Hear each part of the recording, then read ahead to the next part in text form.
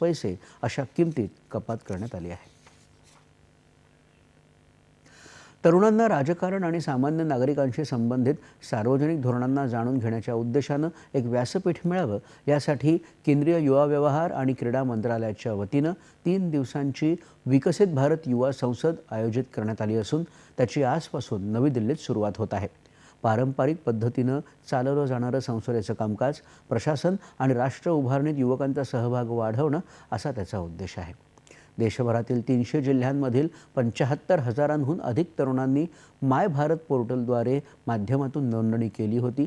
प्रत्येक राज्य आणि केंद्रशासित प्रदेशातील अव्वल 3 उमेदवार असे एकंदर 108 तरुण राष्ट्रीय स्तरावर निवडण्यात आले असून एक राष्ट्र एक निवडणूक आणि विकसित भारत या विषयावरील प्रश्नोत्तरासह उच्चस्तरीय चर्चा आणि उपक्रमांमध्ये ते सहभागी होतील.